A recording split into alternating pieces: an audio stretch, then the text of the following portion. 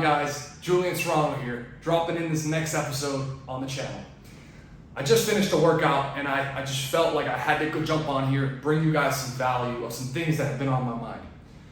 I want to talk to you guys today about how to be the best probationary firefighter you can be, and something that I've been working towards now 8 years into my career, to just keep that white belt mentality that, I can always learn, I can always be better, I can always do better. So today we're going to talk about you starting with your new fire department and how to become that really great probationary firefighter. And no matter if it's your first day and you've never worked anywhere else, or you've worked at other departments and you're coming in to start a new organization, it doesn't matter, right? The mental perspective is the same. And that perspective generates from, you have to result to gratitude. Gratitude that you have an opportunity to serve the citizens of whatever city or county you work in, right? And with that gratitude comes a sense of eagerness. Eagerness to show you want to be there. Eagerness to show you are happy to be there. Eagerness to show that you deserve to be there, right?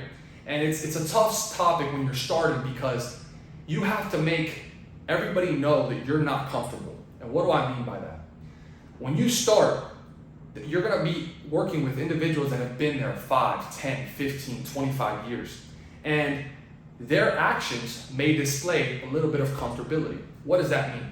That means that they're comfortable running calls. They're comfortable at the station. They're comfortable with their fitness. And they have an attitude of like, I've been here and I'm very well versed at my job. I know what I'm doing. And they're in a very relaxed state, right? That they can take on any challenge. They can take on any situation that arises in the day or the shift, any personnel problems. They can handle it. That comes with time.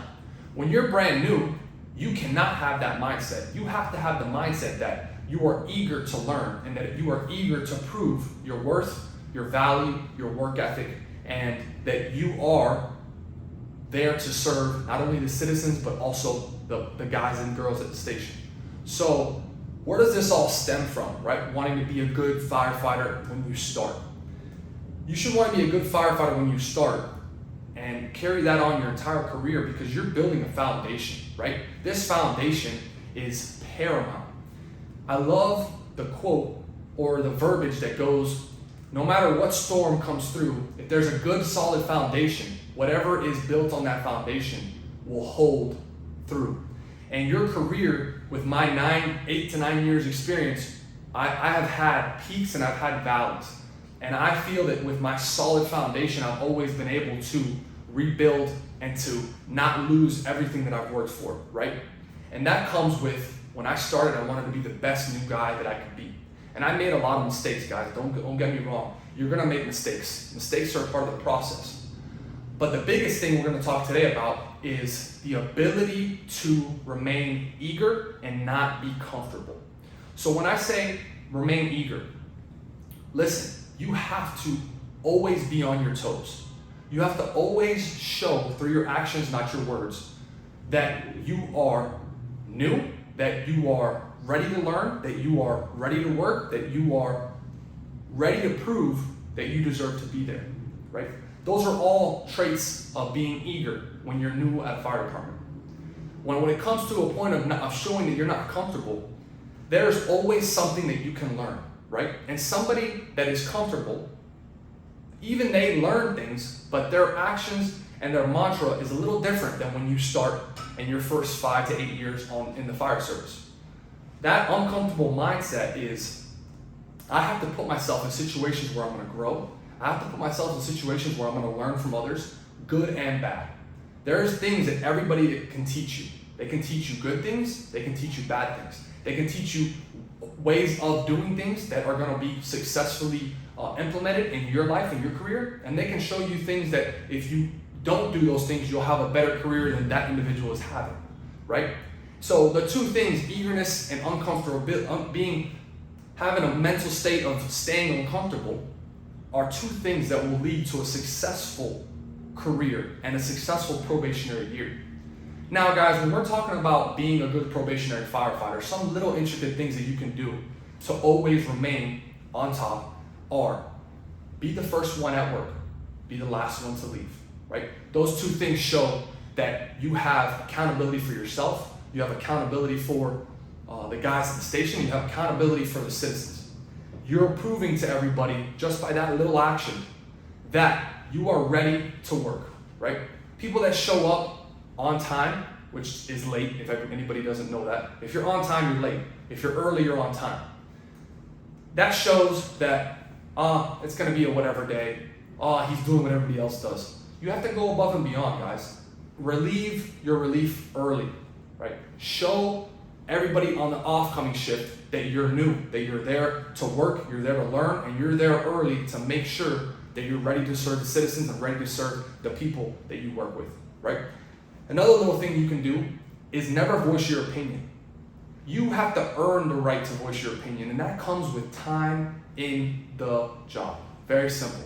Never voice your opinion. If you're asked a question, answer the question. That is very different from voicing your opinion, okay? People who voice their opinion should come from a place of experience, not a place of, I think, or this is what I would do. So understand, when you are new, even if you come into the job with experience, do not voice your opinion. Answer questions, open your ears, and absorb everything you can that's going to be thrown your way, all right? Another little thing that you can do to really set yourself apart from the rest is take initiative. There's going to be things that you see, you come across, that you can do without anybody telling you. Do them. I live by the mantra, do the right thing and be 100% with what is in front of me at all times. It's a hard mantra to live by, guys, because in this world we live in, we become lazy. We become creatures of wanting to do things that are simple, that are quick, efficient, right? Efficient's the new word. Well, I'd rather do something right and do it longer or harder than do something easy and do something wrong or do something half-ass, right? So that's another thing, is take initiative and do everything like you do anything, right? And I'm gonna repeat that again. Do everything like you do anything. Do not take shortcuts, no matter how minute the task is, no matter how big the task is. They should be accomplished the same way, the same amount of effort, the same amount of intention, and the same amount of heart, okay?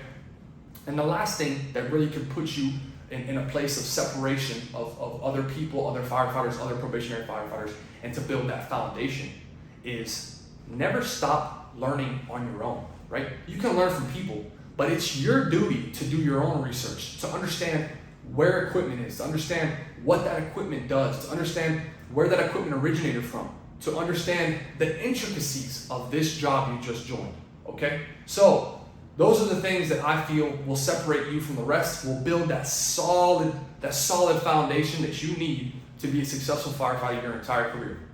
Guys, subscribe, share this with friends, hit the link below, follow the Instagram, do all that stuff. I hope you guys enjoyed this video.